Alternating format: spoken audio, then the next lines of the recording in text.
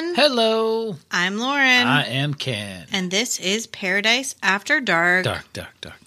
Paradise After Dark is an independent podcast covering true crime, Unsolved mysteries, missing people, and some urban legends. If you'd like to support our show and get a bunch of extra Paradise After Dark content, sign up for our Patreon at patreon.com/Palmahawk Media. That's PALMAHAWK Media. And be sure to check out our website at paradiseafterdark.com. On our website, you'll find links to all of our episodes, even the archived episodes, our mailing list, merch store, links to our social media, and, of course, our Patreon. We also have a little tip jar there, so if you'd like to leave us a tip, we can give you a shout-out on the show. So, we are continuing on here with part 2 of the Sun Gym Gang. Now, the Sun Gym Gang was a very, I don't know how, strategic planning group of men who could not successfully do shit right. So, if you listen to yesterday's episode, you'll know that there was a guy, his name is Meese, and he has this John Meese. He has this accounting firm, and he decides to get this gym going because he's kind of one of those muscle-bound guys too, and he gets the gym up and running, and now he's got to balance his life between the gym and the accounting firm. So he hires this gentleman, Lugo, and Lugo brings in Delgado, Doorball, and they're going to start running this gym. And a bunch of other degenerates. Exactly. So they're going to start running the gym and try to get this thing up and running for this guy. And Meese is happy. Everybody's happy. But they come up with this diabolical scheme to kidnap this gentleman named Mark Schiller. Now, Mark Schiller was very wealthy. He's a bit of a shyster himself. But Schiller is pretty well off, pretty wealthy. So they're going to attack him. And they come up with this idea that he had stolen some money from the people at the gym. And I guess he was a gym member at one point. So that's how they knew this guy. So they kidnap him. And as they have him held for 30 days, they torture him. They burn him. They threaten him. They beat him. They forced his wife and kids to leave. They move into the house. They fit right in the neighborhood, as we said in yesterday's episode. Everything was going really good for him until Schiller was basically found to be alive. Yeah, they tried to kill him, but he survived. Exactly. So they find this detective, Mr. Dubois. Ed Dubois. And he doesn't play no games. He comes in. He's a pretty hard-ass investigator. He does some real high-profile stuff. So he basically gets these guys on their heels a little bit and starts backing them up. Now, they come up with this whole plan of, we're going to meet and let's talk about this. Well, then when they realize that they've kind of been had, they're like, okay, here's what we're going to do. We're going to just go ahead and cancel all this negotiations. We're going to just give Mr. Schiller his $1.26 million back. That's the money that they'd signed over from his offshore accounts. And so this detective, he says, okay, I'm going to talk to my client. And so they put a contract together. They talk to Schiller, and that brings us to where we are right now. Yes, and if you haven't listened to yesterday's episode of Part 1, please go back and listen and then come back here for part 2, because if you don't, this isn't going to make much sense. So like Ken said, they put together some kind of agreement that they would return Mark Schiller's $1.26 million if they would sign a contract saying that they would never speak about it to anyone, especially the police. So they actually drew up these documents. But Mark Schiller was not impressed with this offer. In fact, he thought the offer was no more than a stall tactic while they tried to find him. He had no doubts that they'd kill him if they did find him. Oh, I'm sure. On the other hand, he was desperate for cash, and he wanted to go to the cops. What if he could get the money and then go to the police? That way, when the guys were arrested, he wouldn't have to watch them use his money to pay off their lawyers. Dubois and Schiller agreed that if they were going to pursue the payoff, they needed to consult an attorney. Ed Dubois' old friend, Ed O'Donnell, was a former prosecutor before he joined the private sector. O'Donnell was stunned that Delgado would even ask for such an agreement. He wasn't even sure the gang could find a lawyer to draft such a contract, which would cause any attorney to see red flags. More importantly, O'Donnell said that the agreement of silence was unenforceable. Besides, the deal was basically a confession Schiller could take straight to the police. Well, but remember, these guys are way beyond the law. So these guys are so far above the law that none of that really matters, which we see if you listen to yesterday's episode. That's pretty much what this was. These guys, they were living out this fantasy. They were all complete sociopaths. Yeah, they were living out this fantasy. But the Sun Gym gang does find a lawyer, a gentleman named Joel Greenberg. Now, he's a plantation attorney in his first year of practice, plantation being a location in Florida. What Greenberg didn't know was that Lugo, in what the gang considered a stroke of financial genius, had devised a scheme to bamboozle Schiller. He planned to alter the contract to read 1.26 million lira instead of $1.26 million. Remember, we said these guys are diabolical. Now, this would actually reduce $1.26 million into a payment of a little more than $1,200.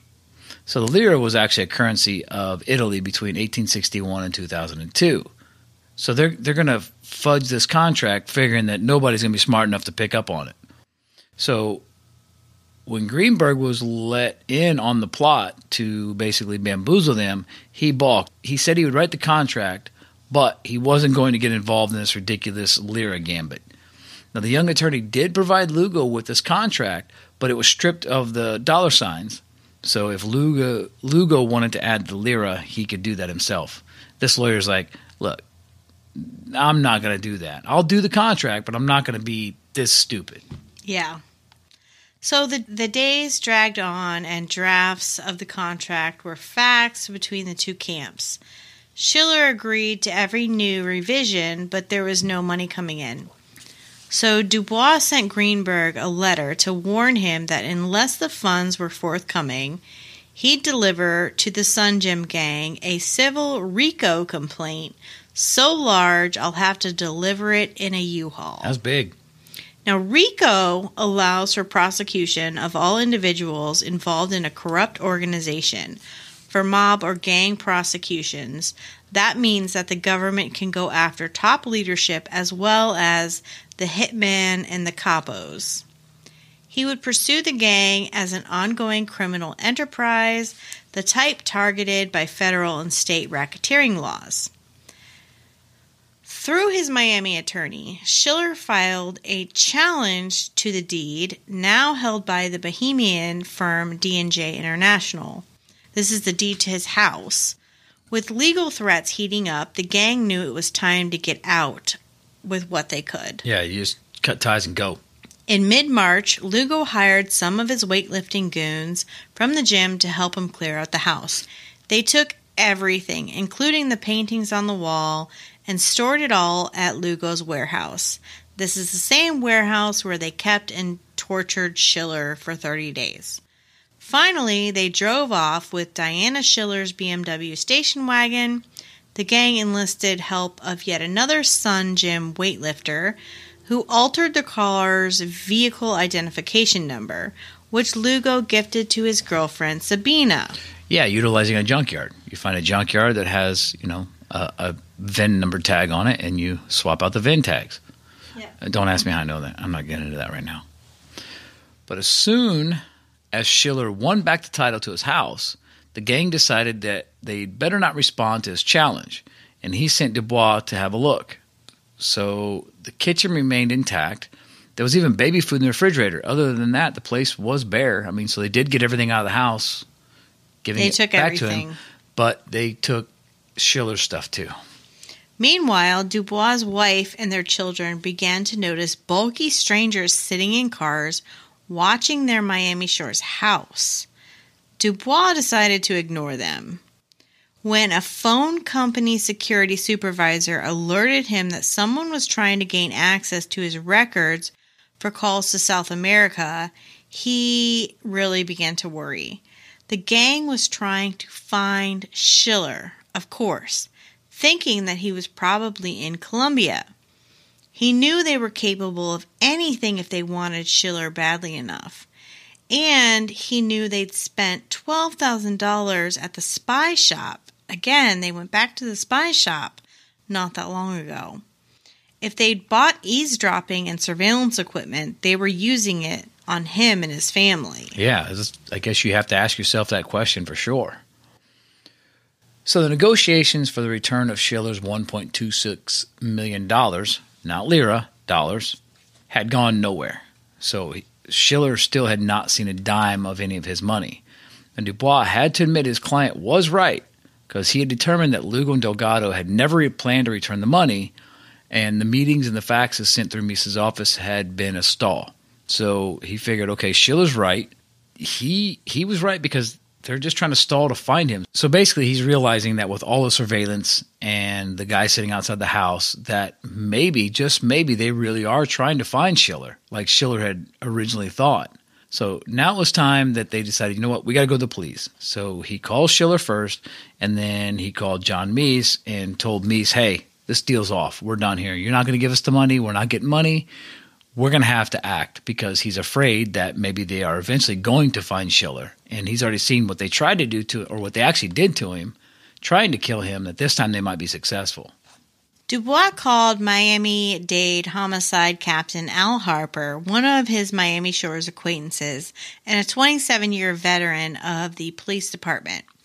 After Harper heard the horrific story, he called Metro's Elite Strategic Investigations Division. SID conducted all major investigations involving fraud, drug trafficking, contract killing, criminal conspiracy, and organized crime. SID agreed to review the case. Dubois' next contact was with SID detective Kevin Long. If Schiller agreed to come back to Miami, Long said, he would see him and take the complaint. No problem, said Dubois, but Schiller was afraid for his life and wanted to make the trip as brief as possible. I don't blame him. They set up a 3-day interview window, April 18th to the 20th of 1995.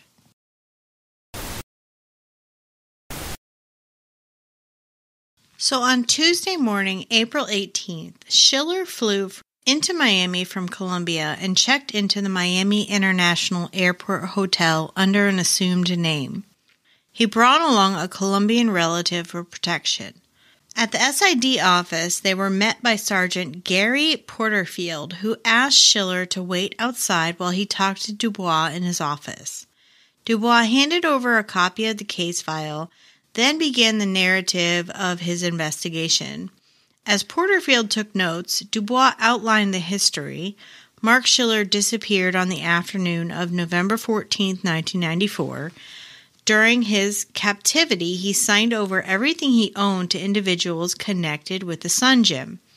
On December 15th, he reappeared, broken, in the emergency room at Jackson Memorial Hospital. Dubois had information on the Sun Gym members, Daniel Lugo, Adrian Dorbal, Jorge Delgado, and on Sun Gym's owner, John Mies. Others were involved as well. They'd be easy to track down and question. He also gave Porterfield a 20-page memo and canceled checks, deed transfers, accidents reports, and hospital records. And he had a copy of Lugo's federal rap sheet and divorce documents. So he loaded him up with all the evidence and everything he had to basically solidify Schiller's statement. Right. But an hour later, Porterfield summoned Schiller to actually provide a statement himself. So he too spent an hour with the sergeant. Now, Porterfield promised to spend the next day investigating this whole case, and they planned to polygraph Schiller on Thursday. So then the next day, however, Porterfield called with bad news. There were scheduling difficulties. Now, would Schiller stay over until Friday morning for the polygraph? Schiller does. He canceled his flight and made a new reservation for Friday afternoon. On Friday, Dubois and Schiller arrived at the SID for the polygraph test. Instead, Porterfield met them with more bad news. SID wasn't going to take the case. They decided to refer it to the Robbery Bureau. What? Schiller was tortured and almost murdered, and they're going to send it to the Robbery Bureau? So Dubois accused Porterfield of shit-canning the case. Porterfield said his supervisor, Lieutenant Ed Petow, had concluded that the basic elements of the case were robbery. Dubois knew he had just heard the death nail to any serious investigation.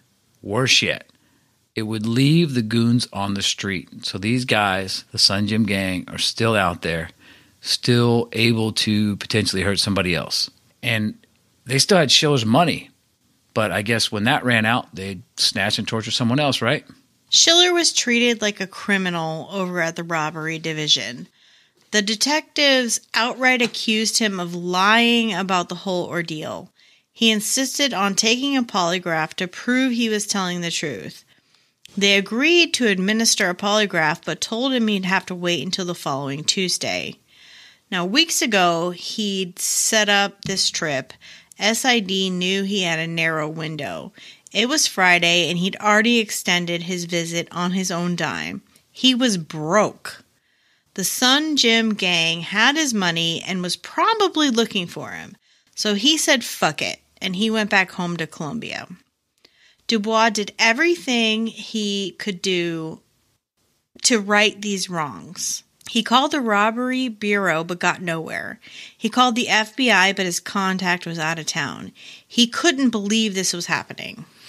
Dubois, that's the thing Dubois is such a good investigator. I mean, he's a high-profile guy, and he's absolutely flabbergasted that, oh my God, all this stuff's happening and the police do not want to help. Right, exactly.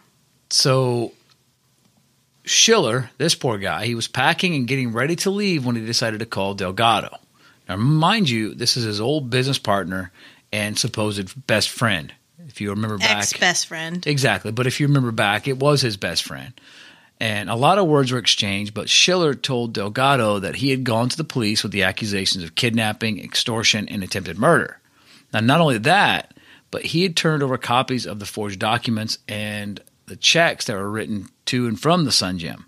He also made a call to John Meese, but Meese hung up on him, so Schiller then decides he's just going to board his flight and head back to Colombia. A few days later, Detective Iris Deegan of the Robbery Bureau, one of the detectives that had flat out accused Schiller of lying, actually started to look into the case. Deegan paid a visit to Schiller's home in Old Cutler Cove. The house appeared abandoned. Indeed, the Sun Gym gang had emptied it weeks before. When Deegan interviewed Schiller's neighbors, they identified Lugo from a police photo lineup. Yes, he was a G-man, they said.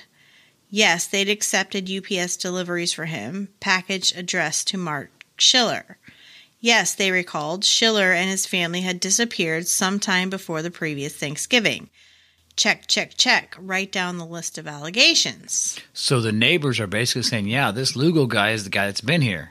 Yeah. Mark Schiller's gone. He's gone. This is the guy he's the G-man. Remember, he's the CIA agent that we all know about, Tom. Tom, yes.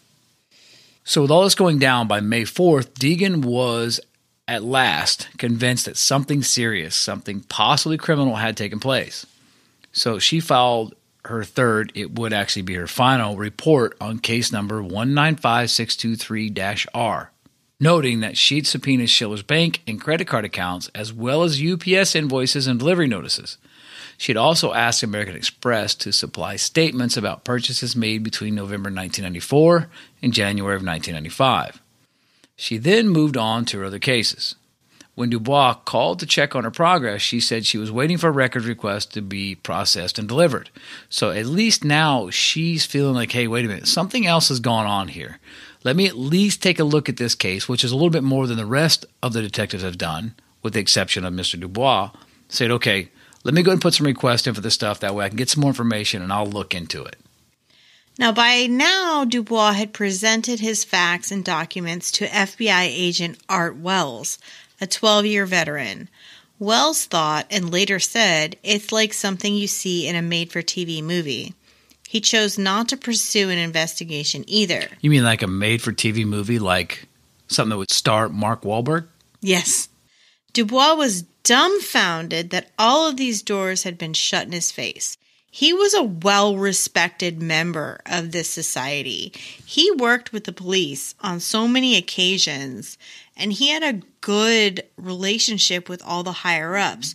Why wouldn't anyone take him seriously on this? One thing we know for sure is that if the Sun Gym gang wasn't stopped, they would do it again, and he was right. Sadly. Okay, so let's go ahead and bring in a new character here. Winston Lee, a vegetarian from Jamaica. He came in regularly to the Sun Gym to lift weights, and Lee owned a prosperous auto repair shop in Opelika, and though he wasn't nearly as rich as Mark Schiller, he was rich enough in the Sun Gym gang's eyes. Now, Lugo and Delgado apparently had a couple of personal grudges against Lee as well. They seem to get a grudge against people with money. Yeah. Like, you have it, we want it, we don't like you, so this is what we're going to do. So Delgado thought he overheard Lee making fun of him. So now, obviously, he's fabricating these things in his mind, like the missing $100,000 from the gym and Mark Schiller when he supposedly stole all this other money. So Lugo had heard that Lee was selling drugs to the black community. So they decided that they're going to go after this Lee guy. So they ditched Weeks and Stevenson, and instead they brought in Lugo's girlfriend, Sabina.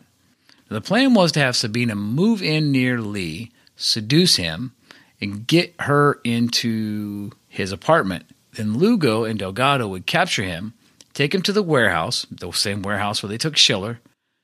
But this plan falls apart. And Lee, who traveled frequently to Jamaica and back, they couldn't quite fix a date as to when he'd be home, when he was gone, nor was Lugo able to secure a space for Sabina in the building. So it was, I guess, just too confusing for him, because remember, these sophisticated CIA agents just get confused real easy. Yeah. So now they just move on to the next target. So Doorbal, still dating the beautiful stripper Beatrice Wieland, was at her home one day thumbing through a photo album. He came across a photo of a beautiful woman standing in front of an extremely expensive-looking car. He asked about the photo, and Beatrice told him that that was her mother, and the owner of the car, a man named Frank Grisia, was her former lover. She still spoke fondly of Grisia. She told Doorbal that Grisia had achieved fantastic wealth through the phone sex business and was the most generous man she'd ever known.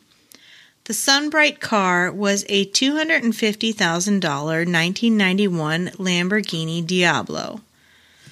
Socially active in Miami's tiny Hungarian community, Grisia joined a group of local investors, some of whom he'd known from childhood, in the burgeoning 800 and 900 number phone line markets. Yeah, those 976 numbers you remember back in the early 90s. He began with 976 cars, which charged callers for information on autos.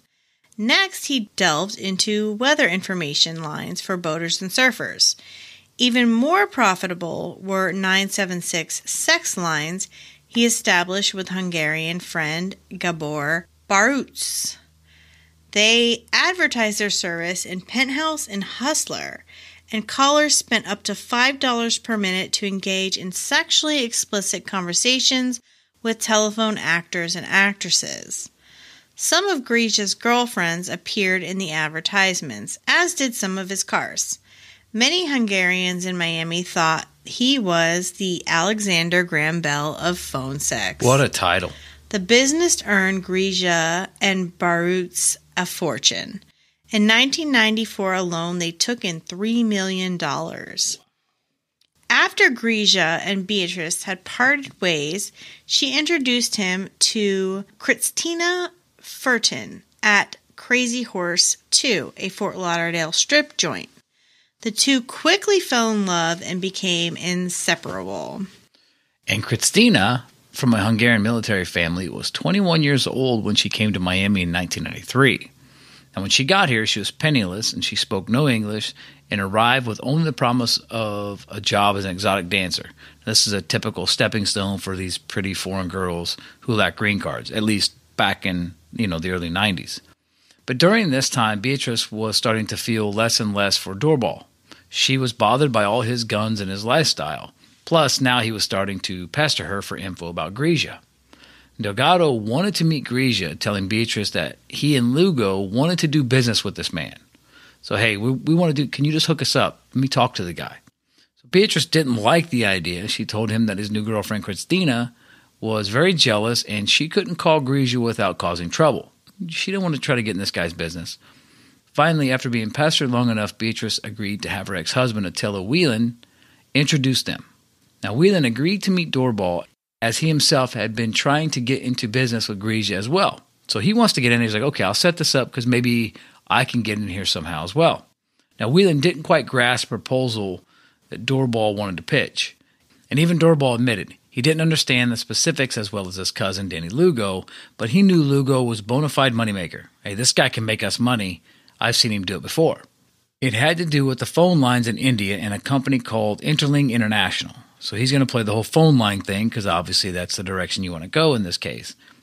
Perfect, thought Whelan. Grisia was familiar with phone line success and he was looking to branch out from the phone sex business.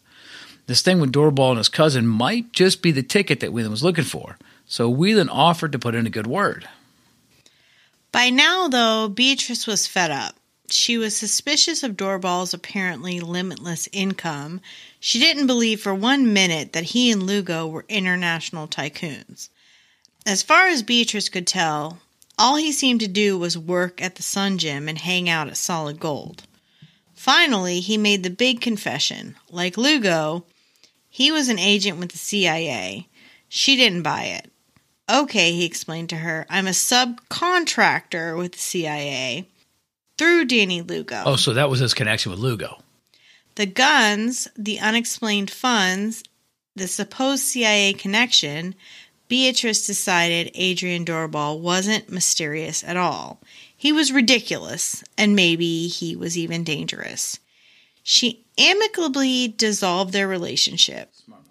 Doorbal took the breakup well. He still had Attila Whelan, who was getting him in with Grisia.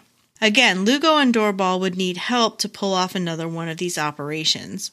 First, Doorbal went to Big Mario Sanchez, who'd earned $1,000 for his part the afternoon they kidnapped Mark Schiller.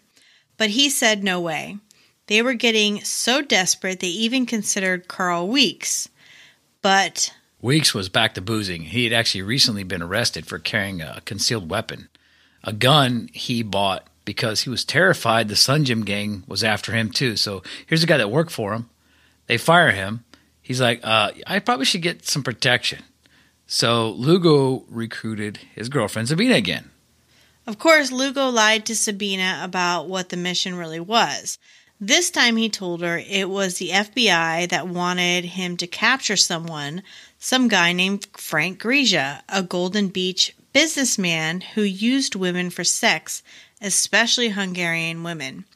Besides that, he was circumventing U.S. tax laws. Lugo confided that he might personally extract some money from Grisia before turning him over to the FBI. He needed Sabina to go undercover for him. Sabina was excited about this assignment. She was aching to display her patriotism. She was bored and she was dumb, unfortunately. But she was still so engulfed in this CIA agent thing that she still believed that that was exactly what was happening. So here she thinks that she's going to be part of it. So now that whole mysterious, aspect of the CIA is about to fulfill her dreams. So Lugo, he fills her in on the new job. I mean, this is what they're going to do. They would snatch Grisia and his girlfriend from Grisia's mansion. After Lugo and Doorbal entered the front door, Sabrina would wait until she saw the garage door open and Doorbal driving a Lamborghini out into the driveway. Then she would back Lugo's gold Mercedes into the garage. Grisia and the girlfriend would be stashed in the trunk of the Mercedes. They'd be handcuffed, gagged, tranquilized, and blindfolded. Sabina worried about the girlfriend. Why did they have to kidnap her too? Lugo told her, don't worry about it, because if they didn't, she would alert authorities and ruin the whole sting operation. And he promised Sabina that the girlfriend would not be harmed. So this is going to take us into a very serious part of this case. So I think we should probably end here. You want to continue this tomorrow? Yes. I think that we actually started this out thinking it would be 2 parts, but I think we're going to split it up into 3. Yeah, I think right now would be a good time. So right now we have this whole thing where Schiller is not getting his money, and he's not really part of their plan anymore. They've kind of separated the whole concept from him. The money is all gone. They've gone through it, but now they've got to try to get into some more money.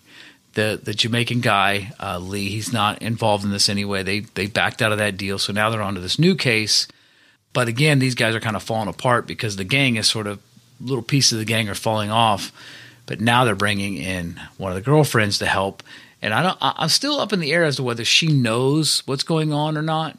I think she was just kind of like a dumb... Very naive. Yeah. Naive is a better word, yeah. So here we are. Now, they've told her the plan of what's going to happen, and they've promised, hey, nothing is going to be done to the girlfriend. And at this point, she believes it. So let's go ahead and end it there, and then maybe we'll finish up tomorrow. Next year? Next week? No, stay tuned for tomorrow for part 3. Yep, the second Tuesday of next week. Tomorrow. Oh, yeah. So, everyone, I think that's going to be it for tonight. Again, if you'd like to support the show, please subscribe to our Patreon at patreon.com/PaulMahawk Media. That's PALMAHAWK Media. Check out our website for links to all of our social media, Patreon, merch store, and much, much more. Yeah, that website again is paradiseafterdark.com. Please make sure to subscribe to the show on whatever platform you're listening on and rate and review. This really helps us branch out and reach a wider audience. And thank you everyone so much for listening to Paradise After Dark. Dark.